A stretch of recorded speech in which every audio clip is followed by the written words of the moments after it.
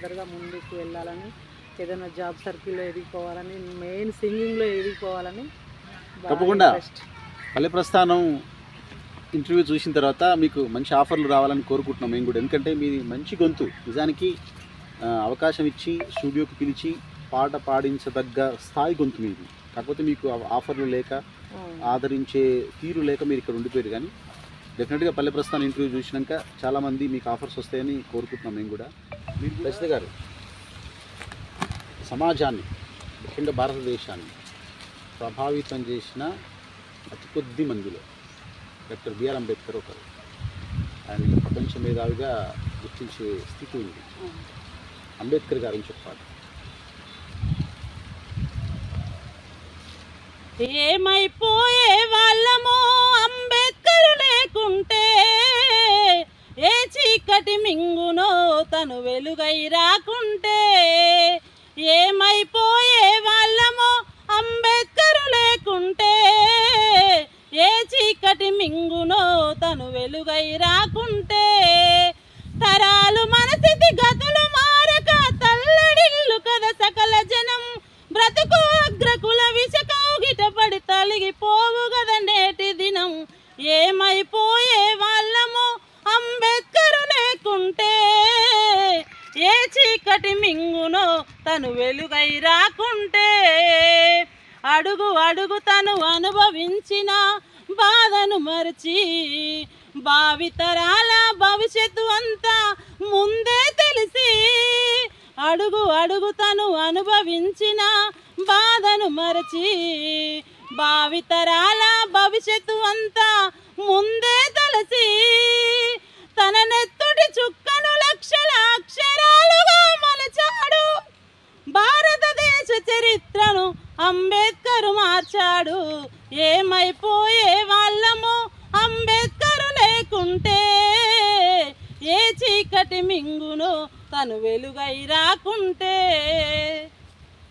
మధ్యలో పల్లెటూర్లలో, అంటే మీరు పుట్టింది పల్లెటూరే, మీ మెట్టినూరు కూడా పల్లెటూరే. పల్లెటూర్లలో జానపద గీతాలు ఉంటాయి. జానపద గీతాలలో ఆరోగ్యకరమైన చిలిపి పాటలు ఉంటాయి. దాంట్లో అసభ్యత ఉండదు.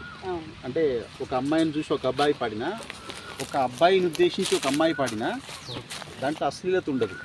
మంచి ఒక చిలిపితనంతో కూడిన ఒక మజా ఉంటుంది.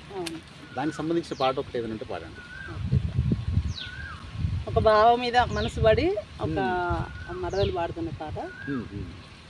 శ్రీరాంపురం గట్ల నడుమ బండి బోదురు బావయ్య బండి బోదురా. నా మనసు మీద మన్ను వాడ నీ మీద ఎరు బావయ్య నీ మీద ఎరా.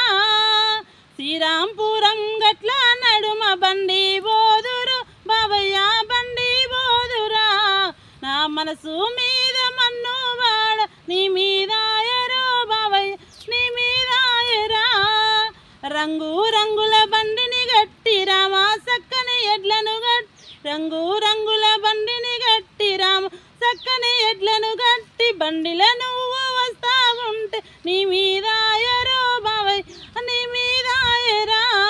నా మనసు మీద మన్ను వాడ నీ మీద ఎరో బావయ్య నీ మీద ఎరా.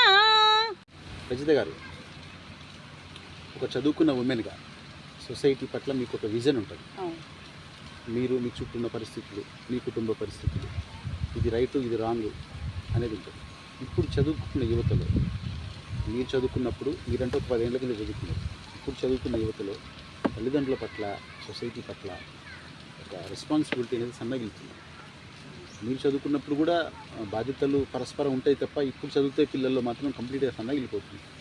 అటువంటి పిల్లలకు, ముఖ్యంగా ఆడపిల్లలకు, ఇప్పుడు చదువుకున్న ఆడపిల్లలకు ఒక సీనియర్గా మీరేమైనా చెప్పదలిస్తే చెప్పండి. ఆడపిల్లలకంటే sir main study importance. Study అనేది నేను ఇప్పుడు డిగ్రీ చదువుకొని డిగ్రీ కంప్లీట్ కాగానే మా డాడీ హెల్త్ బాగాలేక మ్యారేజ్ చేసిండు. అట్లాంటి సందర్భాలలో గట్టి నిర్ణయంతో ఉండాలి. ముఖ్యంగా గర్ల్స్ పక్క గట్టి నిర్ణయంతో ఉండి, లేదు నేను చదువుకుంటా, ఖచ్చితంగా నేను చదువుకుంటా, నేను జాబ్ చేయాలి, నాకు నీ ఫ్యామిలీ ప్రాబ్లమ్స్ తోటి నన్ను ఇబ్బంది పెట్టొద్దు, నేను ఖచ్చితంగా చదువుతా, నేను జాబ్ చేస్తా అనే ప్రోత్సాహంతో గట్టి నిర్ణయంతో వాళ్ళని ఏమంటారు సంతోష పెట్టాలి, చదువుకోవాలి, జాబ్ తెచ్చుకోవాలి, కష్టపడి చదువుకోవాలి. ముఖ్యంగా లేడీస్ మాత్రం పక్కా చదువుకోవాలి సార్. చదువుకోకుంటే మాత్రం ఆడపిల్లకు విలువ లేదు. మెయిన్ చదువుకుంటేనే విలువ ఉంటుంది. మీ నాన్నకి హెల్త్ బాగుంటే కనుక మీరు ఇంకా చదువుకొని ఇంకొంచెం ఉద్యోగం చేసే స్థితి ఉండేదేమో కదా? ఉండేది సార్. నేను ఖచ్చితంగా మా నాన్నకి హెల్త్ బాగుంటే ఖచ్చితంగా పీజీ చేయాలని బాగా ఇంట్రెస్ట్ ఉండే. కానీ అది బ్యాడ్ లక్ అయిపోయింది. మ్యారేజ్ అయిపోయినాక ఇంకా మా అత్తయ్య మామయ్య లేక నేను స్టడీ. ఇప్పుడు మీ చదువుకుంటున్న కాలంలో ఉన్న వసతుల కంటే ఇప్పుడు చదువుతున్న కాలంలో వసతులు ఎక్కువ. ఇప్పుడు మీరు చదివిన అదే గురుకుల స్కూల్లో అప్పుడు ఏ ఫెసిలిటీస్ ఉన్నాయో ఇప్పుడు అంతకు డబుల్ ఫెసిలిటీస్ ఉన్నాయి. ఫుడ్ విషయంలో కూడా అప్పుడు మీరు కొంచెం ఇబ్బంది పడి ఉంటారు. మంచి క్వాలిటీ ఫుడ్, క్వాలిటీ స్టడీస్, అంటే కరెక్ట్గా లక్ష్యాన్ని నిర్దేశించుకునే విషయంలో టీచర్స్ చేస్తున్న కోచింగ్ అవన్నీ చాలా బాగున్నాయి. అయినా ఆడపిల్లలు ఎందుకంటానంటే మీరు ఒక ఆడపిల్లలకు సంబంధించిన రిప్రజెంటేటివ్ కాబట్టి, ఆడపిల్లల తరఫున మీరు ఒక ప్రతినిధి కాబట్టి అంటున్నా. ఆడపిల్లలు తొందరగా పొల్యూట్ అవుతున్నారు, తొందరగా డైవర్ట్ అవుతున్నారు. తల్లిదండ్రుల విషయంలో బాధ్యతను పక్కన పెట్టండి, చదువు విషయంలోనే తొందరగా డైవర్ట్ అవుతున్నారు. మీరు అన్నట్టుగా లక్ష్యాన్ని నిర్దేశించుకొని గట్టిగా నిలబడి చదివే పిల్లలు చాలా తక్కువ. అట్లా డైవర్ట్ కావద్దు సార్. అట్లా లైఫ్ ఫస్ట్ ఆలోచించుకోవాలి.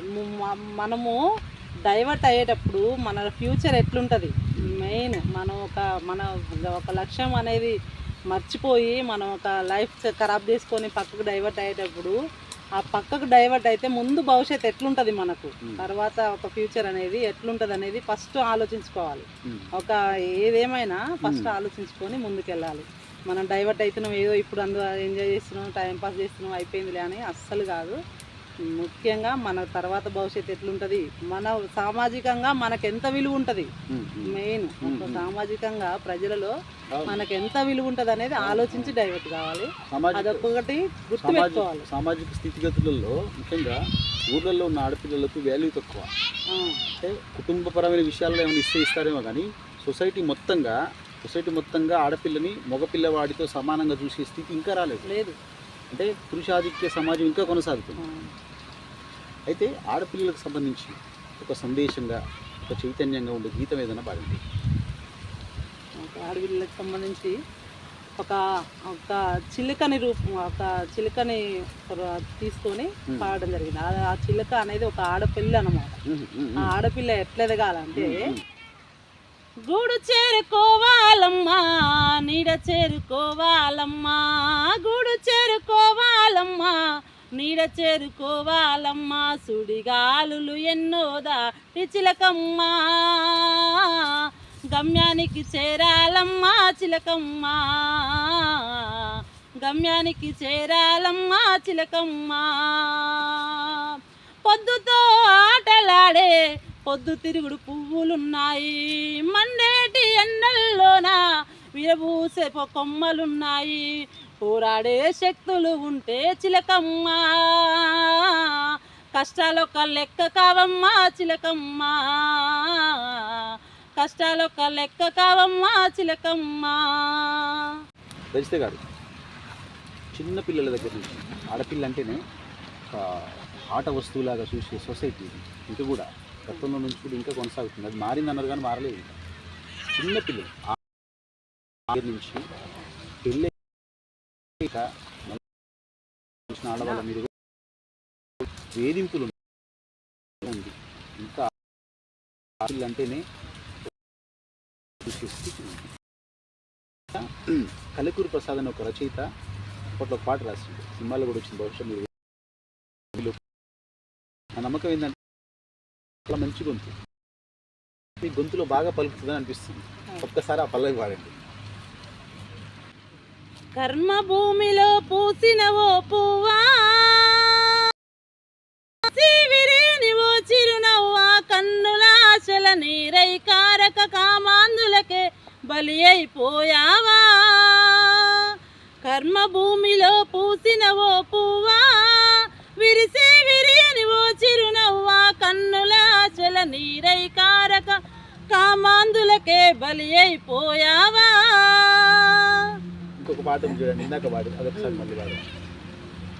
పారాని ఆరలేదు చెల్లెలా, అప్పుడే నూరేళ్ళు నిండాయా చెల్లె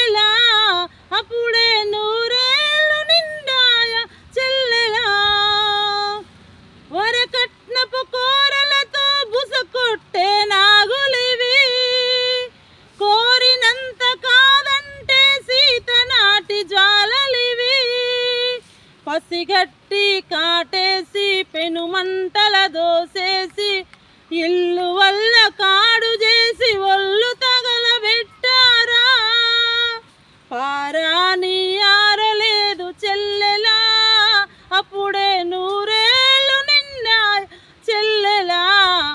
రజిత గారు, ఊర్లలో మొదటి నుంచి 30-40 ఏళ్ళ నుంచి కూడా మనకు తెలియవచ్చిన కాడి నుంచి, మన ఏజ్ గ్రూప్ వాళ్ళకి తెలియవచ్చిన కాడి నుంచి కూడా చిన్న సందులో 4 గుంజలు బాతి దానికి కమ్మాకులు పెట్టి మామిడాకులు పెట్టి మంచిగా ముద్దుగా చేస్తారు పెళ్ళి.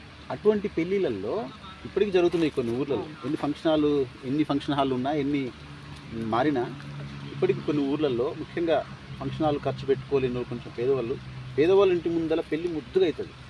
అటువంటి పెళ్ళిళ్ళల్లో ఆడపిల్లలు మంగళహారతి పాట పాడతారు. అటువంటి పాటలు 1-2 పాడండి. ఆడపిల్లలు అడుగుతారు అనమాట అన్నయ్యని, మీ అత్త వాళ్ళు ఎంత కట్నం ఇచ్చిర్రు, ఏమైంది, నాకు ఎందుకు కట్నం ఇప్పలేదు ఆడపిల్ల కట్నం అని అట్లా అడుగుతారు అనమాట. ఓకే.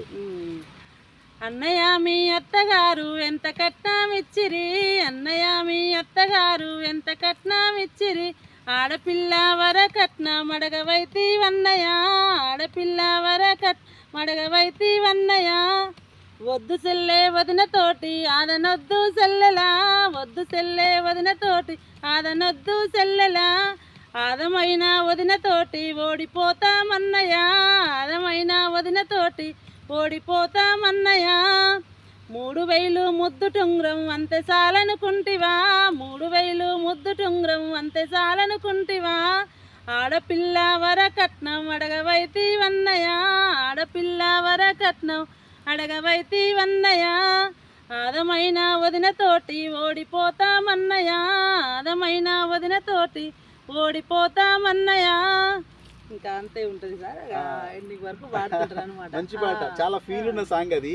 దానికి సంబంధించింది అత్త వాళ్ళు మళ్ళీ వాళ్ళ అల్లుడిని పిలుస్తుంటారు అనమాట, 4 రమ్మని వాళ్ళు ఇట్లా పిలుస్తుంటారు.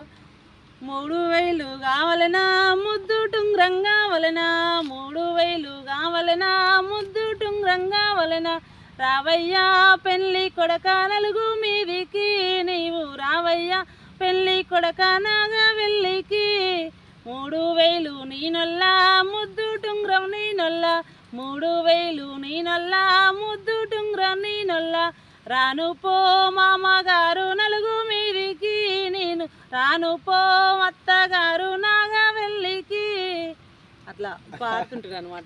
ఎండింగ్ వచ్చే వరకల్లా అప్పుడు మెచ్చుతారు అనమాట. అట్లా ఉంటుంది. అంటే అలగబోయేటప్పుడు పాడే పాటలు అంటారు. వీటికి ఈ పాటలు మూకీగా వస్తాయి. అంటే ఒక్కొక్కరు ఎవరు క్రియేట్ చేసిరో కూడా తెలియదు. చాలా జానపద గీతాలు ఎవరు రాసిరో కూడా తెలియదు. ఇవి ఇప్పుడు ఈ రచయిత పేరు చెప్పమంటే ఎవరు చెప్పలేరు. అది నోళ్ళల్లో నానుతూ అన్ని ఊర్లు తిరుగుతుంది. రజిత గారు, ప్రతి అబ్బాయికి ఎవ్వరో ఒక ఇష్టమైన మనిషి ఉంటాడు. అమ్మాయి అయినా ఒకరిని ఇష్టపడతాడు, అబ్బాయి అయినా ఒకరిని ఇష్టపడతాడు. అది కొందరు చెప్తారు, కొందరు చెప్పరు. కొందరు చెప్పినా చాలా వరకు సక్సెస్ కావు. ఎందుకంటే ఏదో ఒకటి అడ్డం వస్తుంది. కులము, మతము, ప్రాంతము, వాళ్ళ అమ్మో వాళ్ళ నాన్న. వీటిని ఏమంటారంటే విరహ గీతాలు అంటారు వాడుక భాషలో. ప్రేమ ఫెయిల్ అయిన పాటలు, ప్రేమలో ఓడిపోయిన పాటలు. ఏదో ఒక రకంగా ఫెయిల్ అయిన పాట. అమ్మాయి అయినా బాధపడుతుంటుంది, అబ్బాయి అయినా బాధపడుతుంటుంది. అటువంటి ఏదైనా పాట పాడు. ఒక అబ్బాయి తన లవ్లో ఫెయిల్ అయ్యి తనకి గుర్తొచ్చినప్పుడు పాడుతున్న పాట. గుర్తుకొచ్చినప్పుడల్లా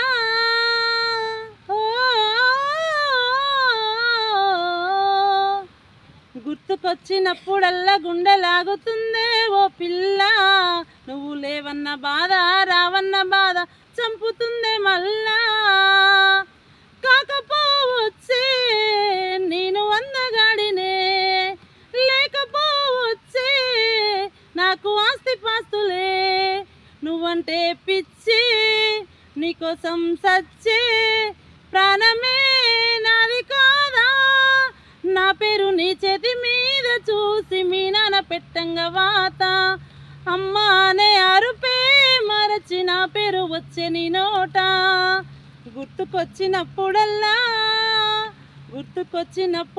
గుండె లాగుతుందే ఓ పిల్ల, నువ్వు లేవన్న బాధ రావన్న బాధ చంపుతుందే మళ్ళా. రజిత గారు, తెలంగాణ ఉద్యమ సమయంలో చాలామంది ఉద్యమం కోసం రాష్ట్రం ఆకాంక్షల మేరకు అమరులైన సందర్భం ఉంది. ఆ సందర్భంలో మిట్టపల్లి సురేందర్ అనే ఒక రచయిత రాసింది. ఆ పాటని సాయి చంద్, ఇటీవల కాలం చేసిన సాయి చంద్ పాడింది.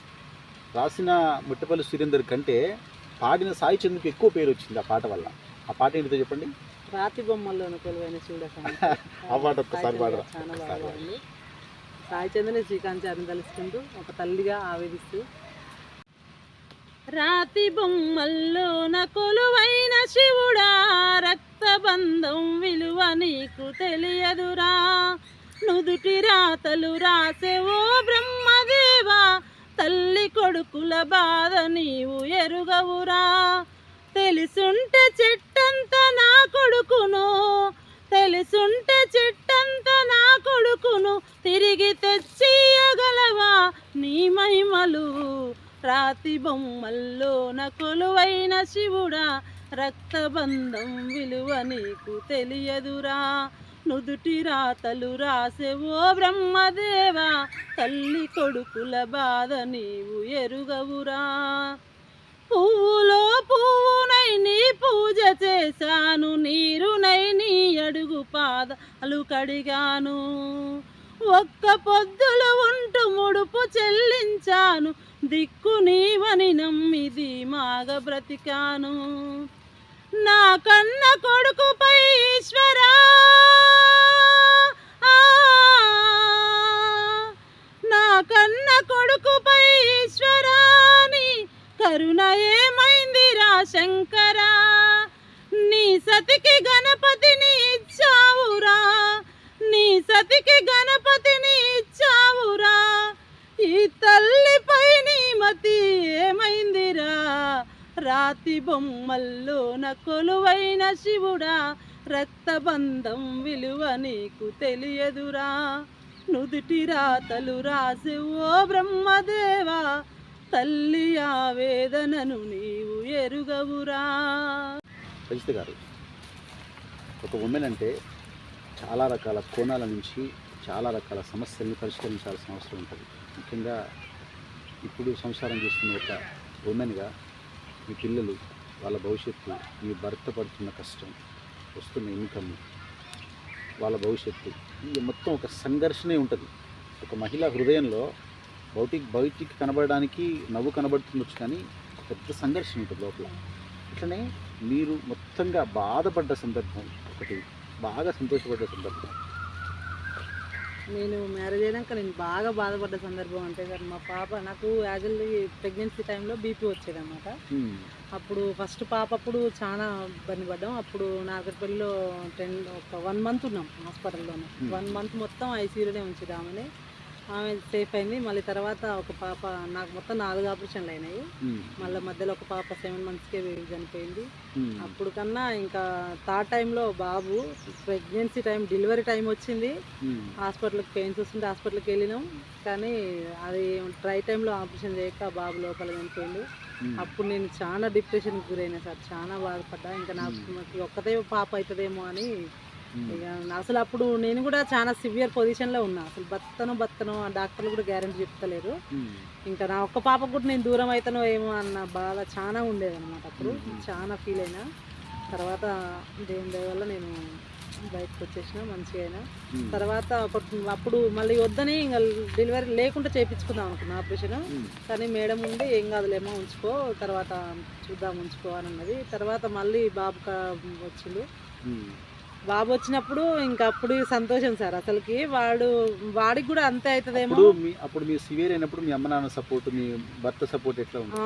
మా అమ్మ నాన్న సపోర్ట్ ఎక్కువ సార్. మా పాప, మా హస్బెండ్ సైడ్ నుంచి వాళ్ళ అమ్మ నాన్న లేరు.